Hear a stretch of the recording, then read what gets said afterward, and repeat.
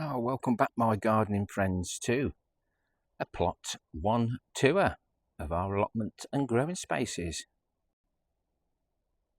Not sure if the giant cabbages out here are going to do any good, but we're going to have some changes in here. I've managed to get another 18 pallet collars, so I want to be able to get access from each side. Always very difficult. Salvage some strawberries, maybe. But this I have found rather challenging this year, especially at the other end when I decided to reset the strawberries and it activated all the weeds. And sometimes then you just think, I can't be arsed. It's a lesson learned. The blackberry, we reduced this to 50%. So this row now is going to be shared with the raspberries down there. So I'm so glad that I didn't remove this half. So the half on the left where I'm going to show you the carrots and parsnips, we removed. We transplanted the better ones there. So hopefully they'll come back next year. But I'm still thinking about not removing the ones on the left because they're producing really well. These haven't done, so they may need to get established. What I don't want to do is be without raspberries. So for the sake of another season, I will prune them all back to the ground, but I will not remove the ones on the left till the end of 2026. So we used the skip vine timber to create a raised bed. It was free. To fill it was free because we've used all the things that we find. They're the only carrots and parsnips I've got, other than the ones in the 1 ton bags.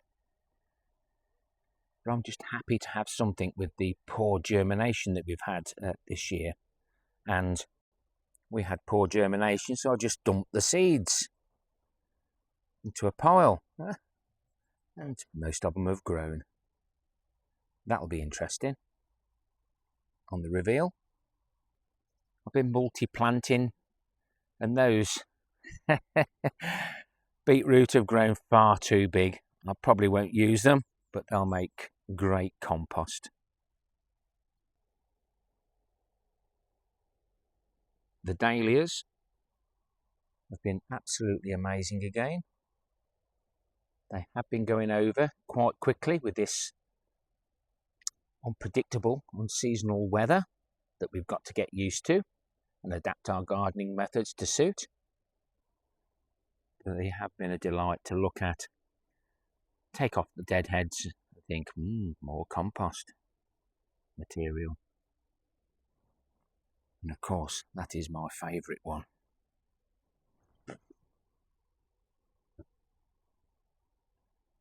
I shall be taking cuttings and I'll be giving all these different varieties their own bed next season. Plenty of sheep's wool left. Still haven't heard from my sheep's wool supplier, but not to worry. I'll get in touch with her unless she's got rid of it all. I've got enough to do what I need if necessary. Giant potatoes for Malvern. Some are looking good and some bad. Both the same variety there. My only surviving single seed potato challenge 2025 from Steve at Digwell Greenfingers. Hopefully we'll get something from that. If nothing else, seed to use next year. All the spare tomatoes have been planted in the beds where the potatoes have died. And we've got Performer or Manitou as the giant potatoes. Some of them got mixed up, unfortunately. We'll tell when we harvest them. I've been having a fertile round, taking the small ones off, leaving the big one, or a big one. Hopefully it will grow to give me a nice big potato for Malvern. So these 1 ton bags have got just the compost and the perlite in. I added a little bit of homemade compost to the top. and it's producing. It's doing what I wanted it to. Strawberries and the pongos haven't done as well, but I'll be able to get some seed from those. And it looks like the beetroot grown a little bit too big. Took my eye off the game. I like them small. They fit in the jar hole better. And hopefully within this bed of beetroot there's a few small ones. Taking no more rhubarb now. At the end of July we need that now to get all the energy to feed those crowns so we get a lovely crop next year. Giant cabbage. Full of slugs and everything else, but that's done better outside than the rest did in the cage for some reason. 14 litres of comfrey concentrate. We put the comfrey in the wheelie bin and let it rot down. No water added, just those juices from the leaves. That's the Bocking 14. That'll be ready soon to top the bin up. Giant beetroot for Malvern, kindly sent to me by Nick, where I collected them. Nick's Allotment, NIC. I'll leave his at in the description below. Some of the beds haven't had anything in this time. The giant Karobi got covered in whitefly, aphids, so there's nothing there worth saving seed-wise. Just need to find time to get it out. Giant beetroot. There's lots of seeds there. Shan't be short, and there's a few weeds amongst it. Volunteer sweet peas have gone to seed. I need to get those before the birds. Some of the carrots have gone to seed as well, but we'll leave them to it. Pollinators will love those.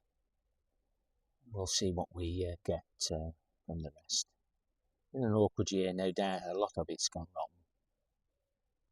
Potatoes have done really well. Some of these are with the experiment with the sheep's wool, potato fertiliser, or just left, just grown in homemade compost. There's a nice giant beetroot there. Looks like I added bloodfish and bone and hoof and horn, and that was one of my own beetroots, I believe. Or was that a carrot? Carrot, he says. See, I haven't got a clue what I'm on about. The herbs have gone to seed as well. Again, pollinators have loved it, but we did purchase a new one of those because that's what we use mainly, and that's probably what I'll continue growing in the future. My ordinary beans, you'll see the long beans in the tour of plot 3, so why not consider subscribing if you're new to my channel.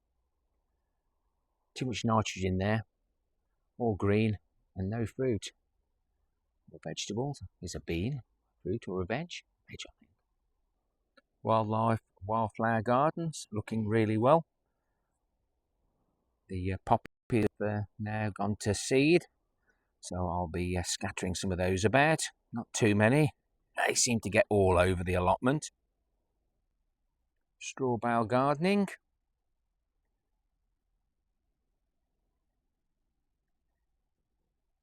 The one in the lower part of the IBC where the water can't escape has done better. We've had some heavy rain recently and it just topped the bottom barrels up slightly. But not watering because it's the weather's changed slightly, the damper side. Again, lots of things have gone to seed here, but we have to help nature out, so not going to be too fussy. Alpine strawberries will come back rather quickly, and I've just been picking the baby alpine strawberries just to snack on the allotment. Excuse me, he says. Thistles are growing nicely. They seem to grow overnight. And everything in the greenhouse, we're not using the wick guttering system. I'm having to hand water because it's sunk one end. So it just drains itself out. It doesn't work. Something to do for next time. looking forward to trying some of these new varieties. And this is the spreading type of comfrey. It's growing back. I've had 2 harvests off this. I've had 1 harvest off the Bocking 14. It's getting late now, so I'm not sure whether I'll take a 3rd harvest. It's been one of those years. I've still got some comfrey concentrate left from last year, so we don't want to overstretch it. We want, again, it to get the sunlight and build those crowns and get those roots going right down to get all the nutrients that no other vegetables can reach.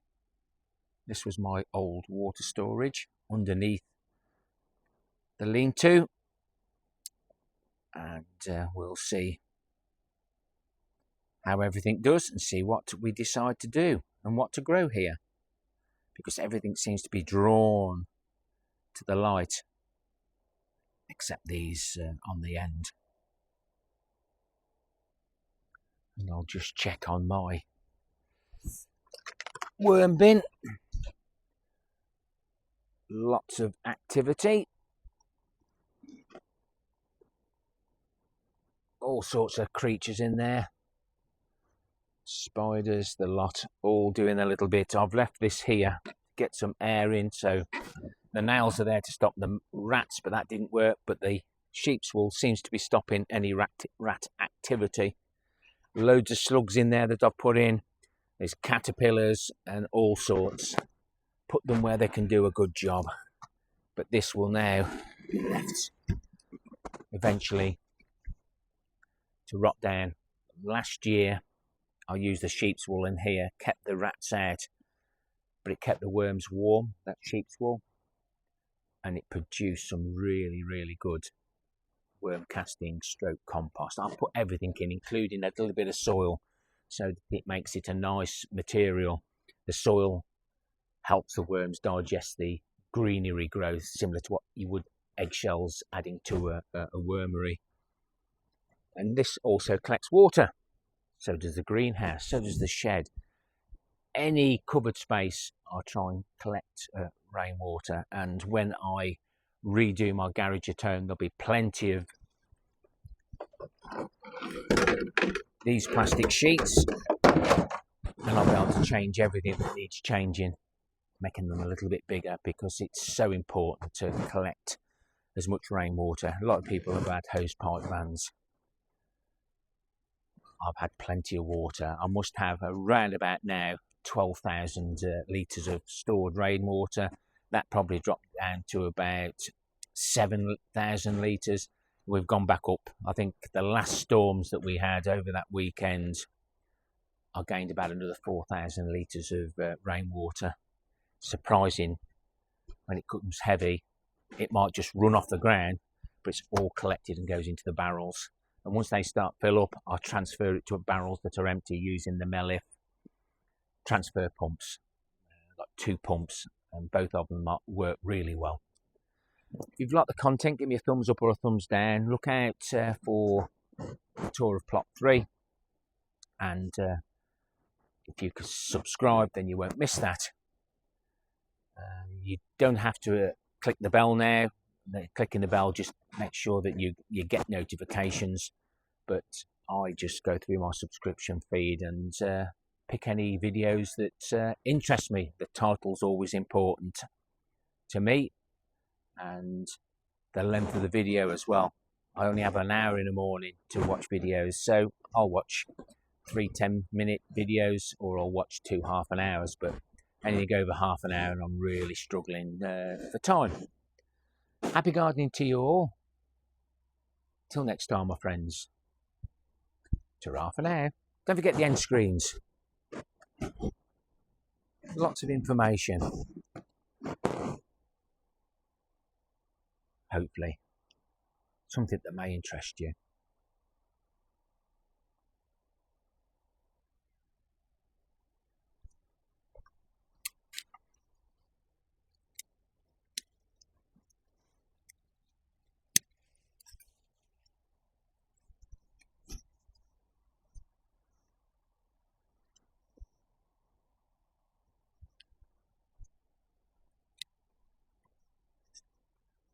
compost material.